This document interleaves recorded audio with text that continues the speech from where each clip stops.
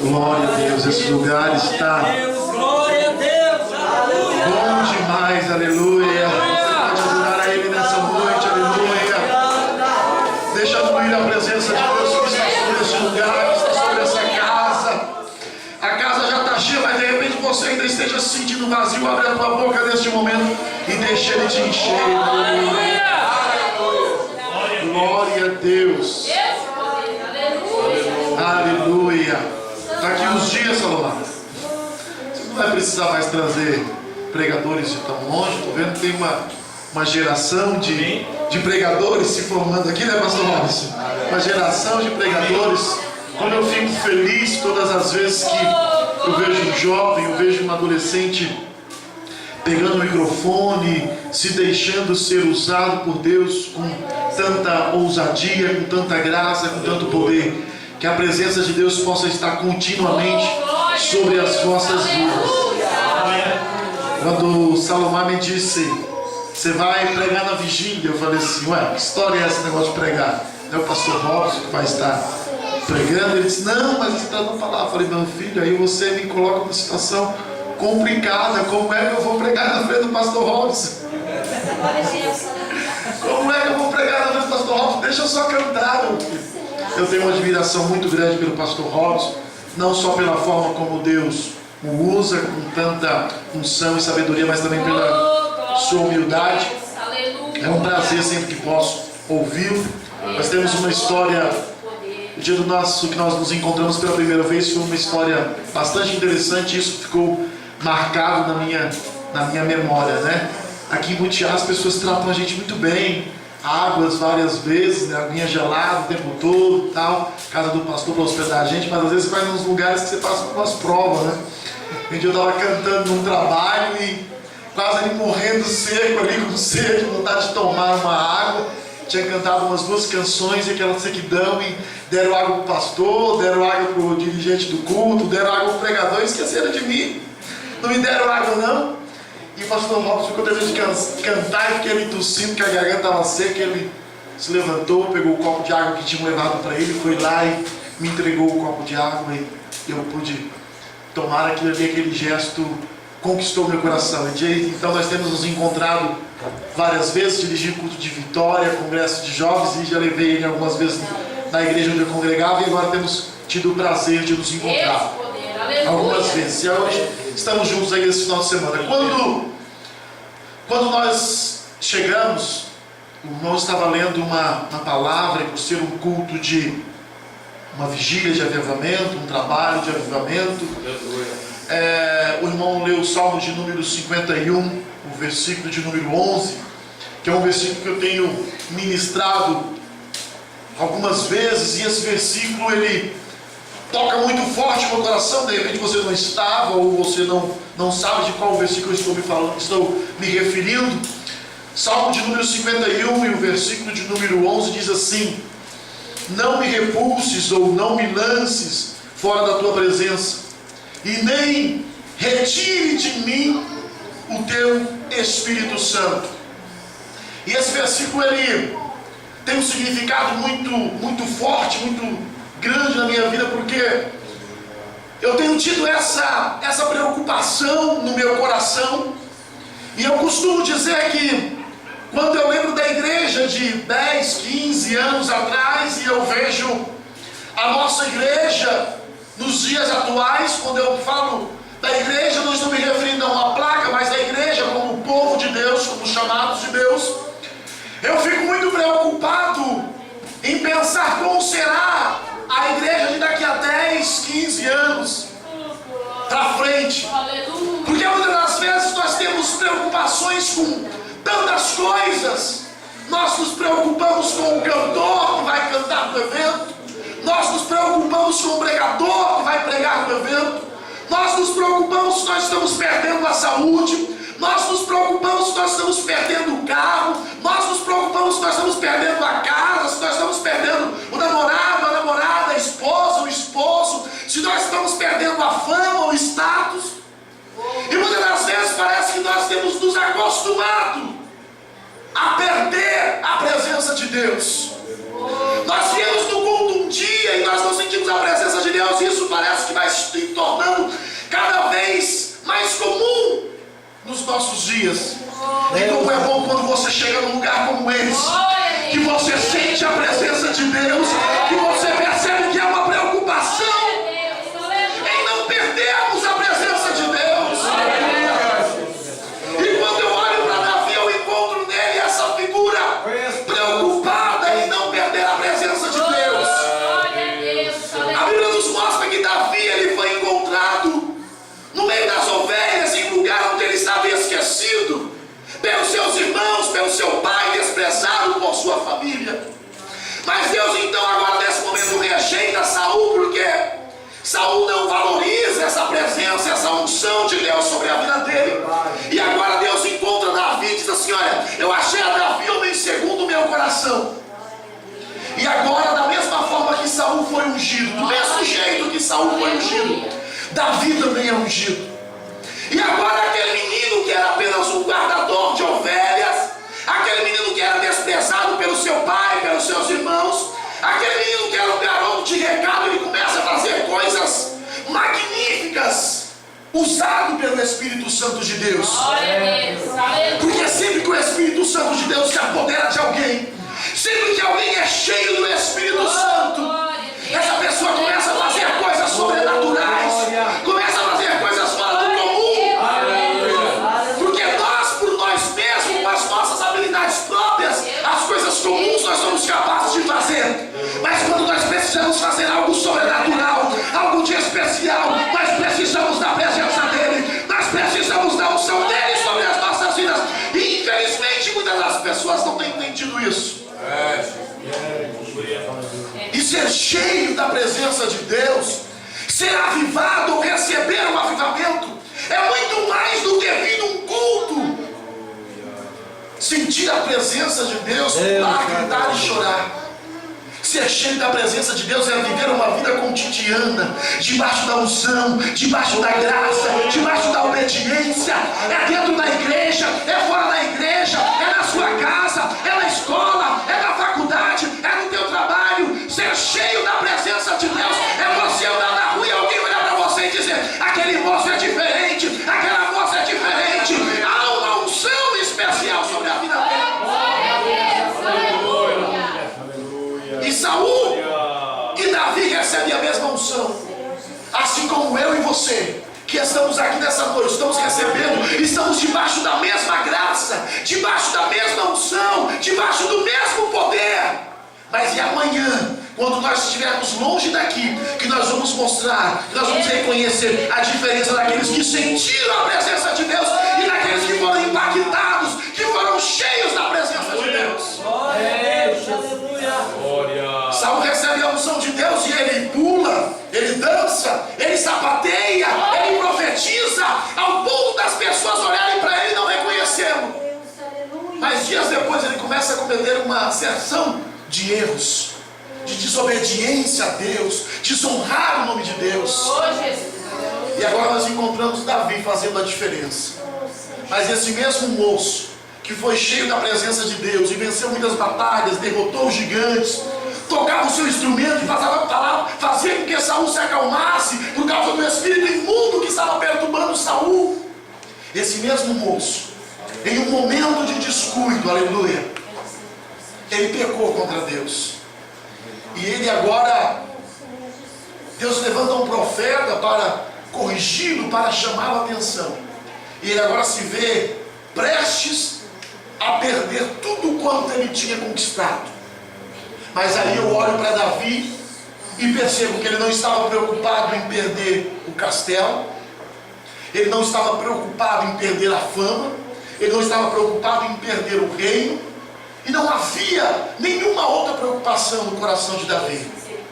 A grande preocupação de Davi era perder a presença de Deus. Glória a Deus, aleluia. E sabe por que Davi tinha essa preocupação? Porque ele sabia que ele só matou o urso por causa da presença de Deus, por causa do Espírito Santo de Deus. Ele sabia que ele só derrotou o leão por causa da presença de Deus. Ele sabia que Saul só se acalmava, não era porque ele tocava bem, não era porque ele era um bom músico, não. Ele sabia que Saul só se acalmava por causa da presença de Deus que estava sobre ele. Ele sabia que o gigante não havia tombado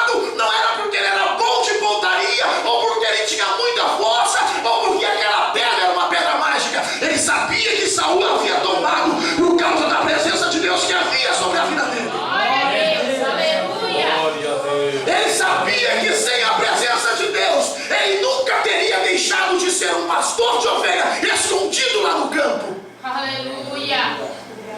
É isso que nós precisamos entender. Que nós somos o que somos por causa da presença dele. Glória a Deus. Que nós fazemos o que fazemos por causa da presença dele. E agora, Davi chega no momento que ele diz: olha, se eu perder o palácio e permanecer com a presença de Deus, eu sou capaz de conquistar o palácio de novo. Glória a Deus. Se eu perder o reinado e permanecer com a presença de Deus, eu sou capaz de conquistar o reinado de novo.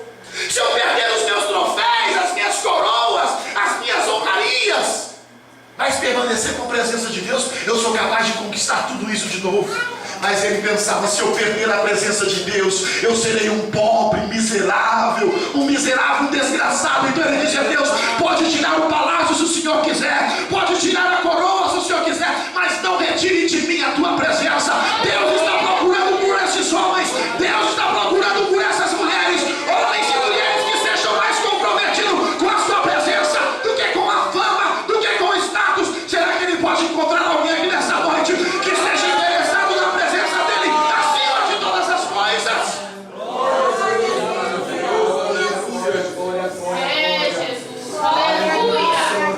Davi, ele reconhecia que a presença de Deus era coisa rara naquela época. Poucas pessoas tinham o privilégio de receberem o Espírito Santo de Deus.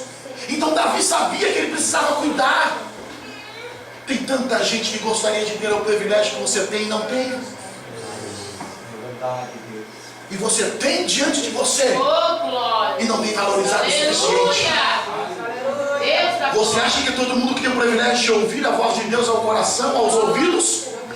Você acha que é todo mundo que tem o privilégio de se deitar à noite e Deus dar um sonho, uma visão, te avisando do que vai acontecer dias depois? Oh, Deus, aleluia. Você acha que é qualquer um que tem o poder de colocar as mãos sobre o inferno e ser curado? Oh, glória a Deus. Mas você tem esse privilégio, sabe por quê?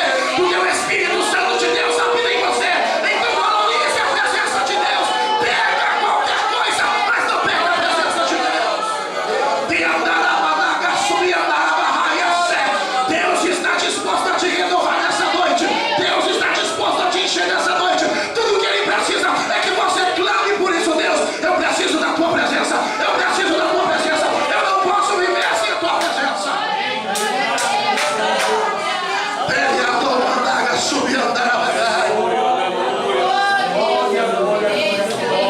Deus procura homens como Moisés que diga: Deus, se a tua presença não for comigo, não me faça sair daqui.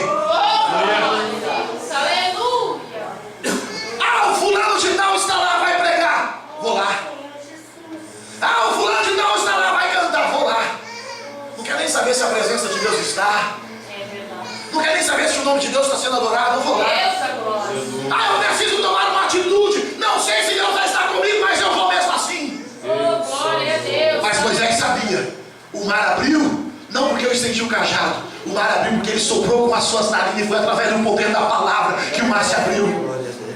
Aleluia. Houve alimento para o povo no meio do deserto. Não porque eu sou bonzinho, mas por causa da presença dele. Havia colunas de fogo, havia nuvem. É por causa da presença dele. Então Moisés disse a Deus: eu só consegui trazer esse povo até aqui por causa da tua presença. Então se a tua presença não for comigo, eu não continuo. Deus está dizendo para você: você só chegou aqui por causa da presença dele. Você só está vivo por causa da presença dele. Então não saia daqui. Não se permita dar um passo sem que a presença dele esteja contigo.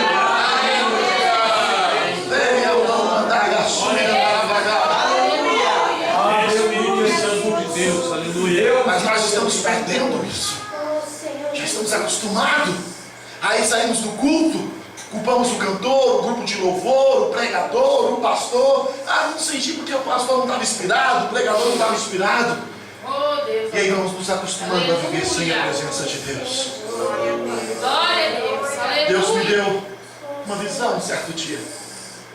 E a princípio eu não tinha entendido aquela visão, mas depois eu entendi.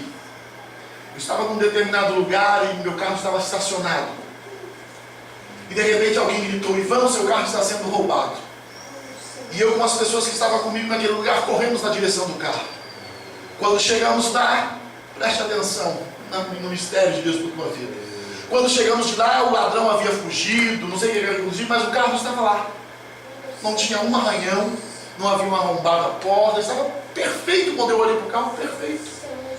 Eu falei: opa, graças a Deus que está tudo bem. Podemos voltar para a nossa reunião. E de repente Deus falou para mim: pastor Robson, abre o capô do carro. Eu disse: mas para quê? Abre o capô do carro. Eu fui abrir o capô do carro. Quando eu ergui, soltei de volta, porque grande foi a minha surpresa, que o motor não estava no lugar. E eu comecei a chorar desesperado, e as pessoas que estavam comigo diziam: Ivan, deixa de ser chorando, o carro está perfeito, não tem nenhum arranhão, a roda está no lugar, o espelho está no lugar, está tudo no lugar, volta para a reunião, deixa de ser chorando. E eu disse: do que me adianta um carro perfeito se não tem motor? Para que me serve um carro se não tiver motor? Se me quebrarem o retrovisor do carro, eu consigo andar. Consigo ou não consigo? Consigo. Se me quebrarem o vidro, se arrancarem a porta, não sei, se levarem os bancos, se levarem o som, eu consigo andar. Agora, sem motor, meu irmão, só os empurrão. Oh, Jesus, aleluia. Sem motor, só os empurrão. E sabe quem é o motor dessa máquina chamada igreja? Aleluia. Espírito Santo. Que serventia tem uma igreja bonita, uma igreja bem estruturada, se não há mais o Espírito Santo dentro dela? Não. Se não tiver o Espírito Santo, vai só pelo empurrão, só através de palavras bonitas, só por emocionalismo. Pode até gritar, pode até pular, mas está vazio de Deus. Está como aquela igreja do Apocalipse, a aparência de que vive, mas está morta. Nessa noite Deus está dizendo: se você perdeu o motor, Ele está te devolvendo o motor, Ele está te devolvendo a unção, Ele está te devolvendo a graça.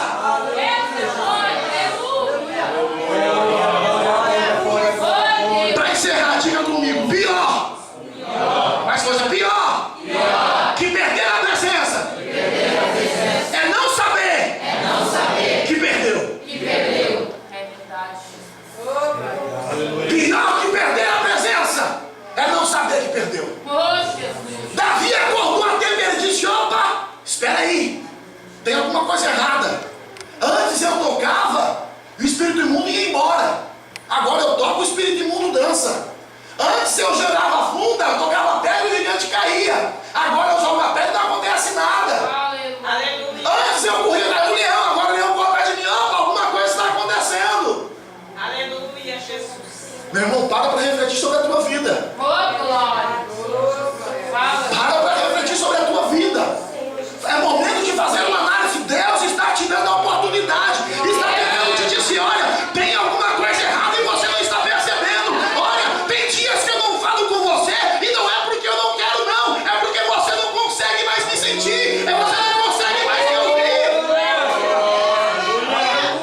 Dormentes espirituais. Que Deus poderia chegar e se assentar do seu lado e você não consegue entender, não consegue sentir. Deus da glória.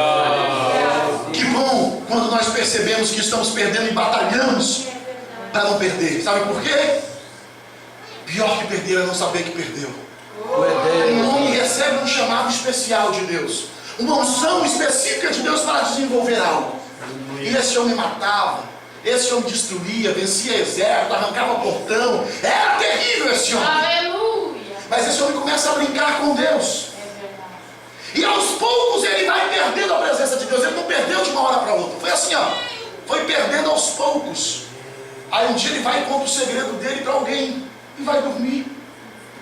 E esse alguém vai lá e manda cortar os cabelos dele. Esse homem vai e perde a sua força. Perdeu a força só porque cortou o cabelo? Não. Ele já vinha perdendo aos tempos. Aquilo ali foi o auge da queda. Aí de repente alguém chega para esse homem e diz: olha, lá vem os teus inimigos. E esse homem se levanta, cheio de si, cheio de orgulho, cheio de soberba. E ele bate no seu peito e ele diz: mais uma vez eu irei contra os meus inimigos, e mais uma vez eu os destruirei. A impressão que eu tenho é que há um silêncio naquele momento, e a Bíblia diz, e ele dizia isso, porque já não sabia que a presença de Deus, ou que o Espírito de Deus, não estava mais com ele. Mas sabe o que acontece? Esse homem vai enfrentar os seus inimigos, só que ele é capturado, ele percebe que Deus já não estava mais com ele, e agora ele vira a chacota do inimigo. Tem muita gente se levantando para enfrentar o inimigo, e tendo motivo de deboche dele. Sabe por quê? Porque já perdeu a presença de Deus, e não percebeu. Mas nessa noite, Deus está te despertando para isso, e Ele quer nessa noite trazer um renovo sobre a tua vida. Você jovem, faça parte dessa geração de profetas adoradores, de moças e rapazes comprometidos com a presença dEle. Mesmo que você às vezes ache que você está perdendo muita coisa lá fora, você está no melhor lugar. Coloca para mim o Efésios 6, número 17. Aleluia, eu vou adorar a Deus com essa canção. E que Deus possa falar melhor ao teu coração, e que até o final dessa vigília, durante as mensagens de louvores, você possa entender o que Deus quer realmente de você, e você possa dizer: Deus, eu entendi que eu não posso viver sem a tua presença. Pode soltar, meu irmão. Aleluia. Aleluia. Oh, aleluia. Ele deseja te usar. E vai o que eu preciso ter: um coração adorador e vontade de ser usado. Ele é o maior interessado em nos usar. Ele pode levantar hoje, aleluia. Deus sempre escolhe alguém para fazer diferença em meio à multidão. Alguém que seja fiel e ande debaixo da sua unção. Lendo histórias da Bíblia, eu confesso que chorei, pois vi homens determinados, homens separados, que dizimaram suas vidas a Deus. Eu me lembro de José, eita moço sonhador, de uma grande nação, Deus o fez governador. Eu me lembro de Davi, segundo o coração de Deus, de um simples pastor de ovelha, Deus fez rei de Israel. Eu me lembro de Neemias, restaurador de Jerusalém, o seu choro foi ouvido e comoveu o céu. Esses homens já passaram, mas deixaram as suas histórias. Deus me manda lhe dizer que agora quer usar você. Ele quer te usar nessa noite, aleluia. Agora é você que Deus quer levantar. Agora é você que Deus irá usar. Agora é você que Deus se põe de pé. É hoje que Deus vai honrar a tua fé. Agora é você que Deus quer levantar.